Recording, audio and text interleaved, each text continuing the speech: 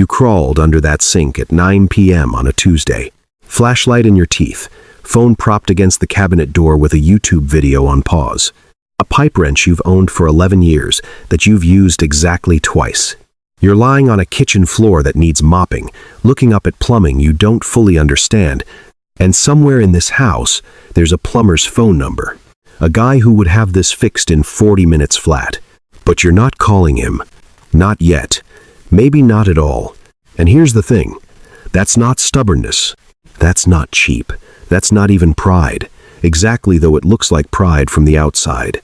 That's a statement about who you are, who raised you, and how you believe a person ought to move through the world. Let's be clear about something right away, because this gets misread constantly. Real self-reliance, the kind we're talking about, doesn't need an audience. It doesn't need to be documented. It doesn't need to prove anything to anyone. The guy who genuinely embodies this doesn't walk around announcing it. He just does it. He fixes the thing. He builds the thing. He figures it out. And then he moves on with his day. That's an important distinction because there's a version of this that is performance. The guy who needs everyone to know he changed his own oil. That's a different psychology. That's ego looking for a mirror. The psychology we're actually here to talk about is quieter than that, and it runs a lot deeper. Psychologists who study motivation specifically, researchers working within what's called self-determination theory, have identified something called competence need. It's one of the most fundamental human psychological needs that exists. Not just the need to be competent, but the need to feel competent. To know that you can affect the world around you. That your hands, your mind, your effort, they mean something in concrete, physical reality. Layered onto that is what researchers call agency motivation. The drive, not just to get a result, but to be the one who produced it. To have causal ownership of the outcome. And for the men we're talking about, the ones lying under sinks, rebuilding engines, framing their own additions, splitting their own firewood, these aren't abstract psychological theories. This is just Tuesday. This is just how you live. But understanding why it matters can tell you something about yourself that's worth knowing. Here's the question that cuts to the heart of it.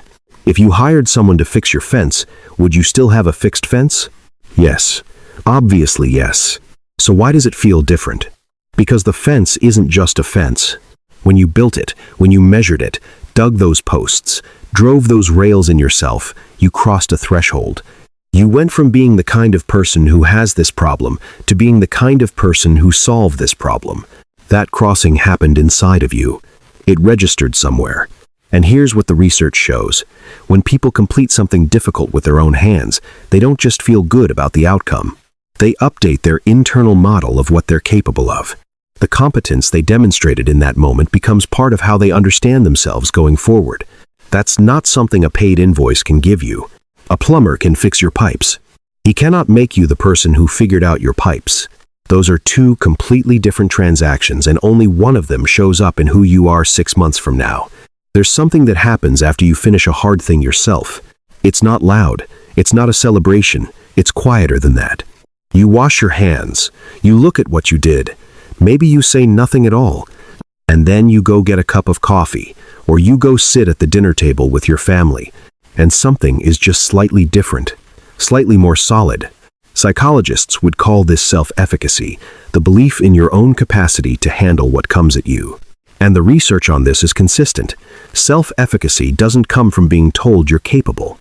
It doesn't come from reading about how to do something. It comes almost entirely from doing the hard thing and succeeding.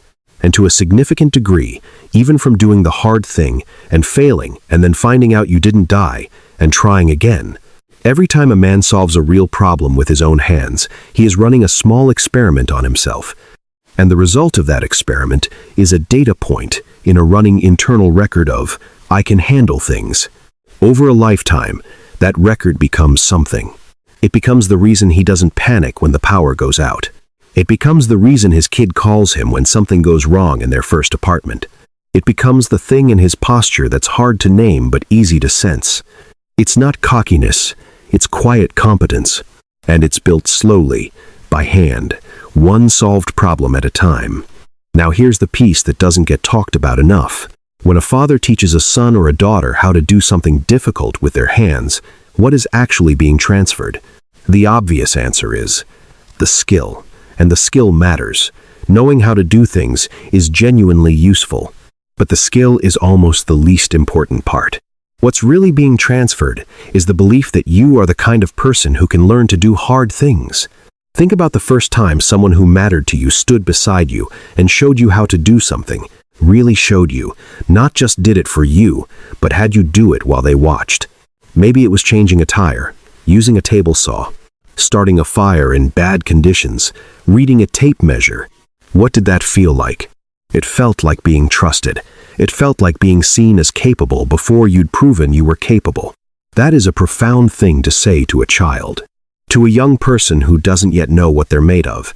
And when you pass on a skill, when you take the time, when you have the patience to let someone do it slowly and wrong before they do it right, you're not teaching them how to do a thing. You're teaching them who to be. That's not imposition. That's not pushing your lifestyle onto someone. That's the oldest form of love there is. It's showing someone the door to their own competence and standing back while they walk through it. Here's something worth sitting with. We live in a world that has gotten extremely good at separating people from the experience of doing things themselves. There's a service for almost everything now, and a lot of those services are genuinely good and genuinely worth using. But there's a category of human experience that gets lost when everything is outsourced. And it's not sentimental, it's practical. There are people who still know how to solve problems with their hands, who can look at a broken thing and work through it, who can build something from raw material and have it stand up, who can be left without a manual and still find a way through.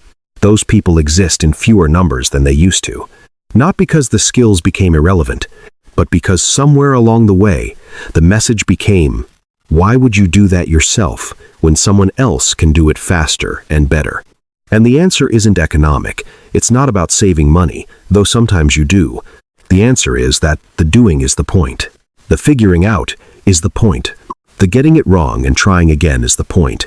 You don't do it because it's efficient. You do it because it makes you into a certain kind of person. And you stay that kind of person by continuing to do it. There's a version of this that looks small from the outside. A man and his kid in a driveway on a Saturday morning. Truck's got a problem. He doesn't fully know what it is yet. He's got the hood up, and the kid is standing next to him, handing him things, watching. Nobody's filming it. Nobody's going to post it anywhere. The neighbor drives by and doesn't think twice. But something is happening in that driveway that cannot be purchased, cannot be downloaded, cannot be replicated by any version of that morning where a tow truck just comes and handles it. The kid is learning something that has nothing to do with trucks. That's what it's really about. Not the truck. Never the truck.